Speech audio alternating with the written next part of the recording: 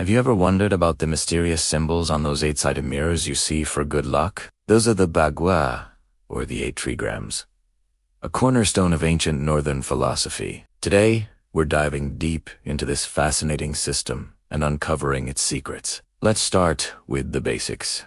Remember, Yin and Yang, the two poles. Northern thought, which loves to analyze and break things down, splits them into 4. This is called the 4 images. Think about it like this. From 2 seasons, hot and cold, you get 4.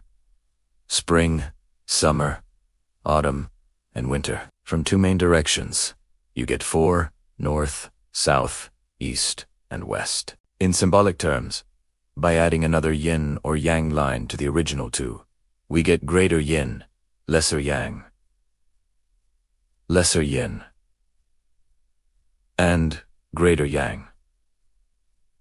Now, what happens if we split them one more time? You said it. We get the Ba Gua. Each of the 8 trigrams is made of 3 lines, representing a natural phenomenon. We have Qian for heaven, Kun for earth, Li for fire, Kan for water, and so on. In the original arrangement, called the Primordial Ba Gua, these trigrams were placed in specific directions reflecting the natural world. Qian, or heaven, was in the south, and Kun, or earth, was in the north. The hot, yang-related trigrams were in the southeast, and the cold, yin-related trigrams were in the northwest. It was a perfect map of nature's forces. But then, things changed. Around the 11th century BC, King Wen of the Zhou dynasty was imprisoned. He used his time to rethink the Ba Gua. His goal was political. He wanted to prove his clan has divine right to rule as the son of heaven. But there was a problem. His homeland was in the northwest, while the heaven trigram, Qian, was in the south. What did he do? He moved it. He shifted Qian to the northwest to match his family's origin. This, of course, meant Kun, or earth, had to move to the southwest. This created a huge contradiction. Heaven and earth, the most important elements, were now in minor directional positions. The original system was broken. To fix it, King Wen brilliantly repurposed the Ba Gua. Instead of representing nature, it would now represent society, specifically a family. Qian became the father, and Kun became the mother. With parents now in the minor positions, it makes sense, as they are making way for their 6 children who represent the other tree. So, who gets the most important spots? South and north. The 2 main trigrams, after heaven and earth, are Li, fire, and Kan, water.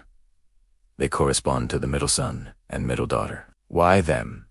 Because they represent a perfect balance of youthful energy and mature wisdom. Interestingly, the fiery, young trigram, Li, is assigned to the middle daughter, while the watery, yin trigram Kan goes to the middle son. This reflects a deeper principle where nature and society have an inverse relationship. What is yang in nature becomes yin in society, and vice versa. This new arrangement is known as the manifested Ba Gua. Now, a common misconception is that the Ba Gua and the 5 elements are from the same family. But let's put them side by side. They both talk about earth, water, and fire, but use different names and place them in completely different directions. Earth is in the center for the 5 elements, but represents north in the primordial Ba Gua. Suggests they developed independently in different cultures. The 5 elements from the synthetic, holistic south, and the Ba Gua from the analytical, compartmentalized north. The thinking style is also a dead giveaway. The 5 elements are interconnected with cycles of creation and restriction. It's a dynamic, dialectical system that includes a central point. The Ba Gua, on the other hand, is analytical. Each trigram is distinct, with no inherent relationship to the others, and crucially, it leaves the center empty. That is why you often see a yin-yang symbol placed in the middle of a Ba Gua mirror. It needs that central, governing force that the southern 5 elements system naturally possesses. So, the Ba Gua isn't just a set of symbols. It's a story of philosophy, politics, and the evolution of thought from reflecting nature to modeling society. It shows us the fundamental differences between the analytical northern mindset and the holistic southern one. Thanks for joining this journey into the heart of ancient wisdom. If you enjoyed this, don't forget to like, share, and subscribe for more deep dives into the cultures that shape our world. See you next time.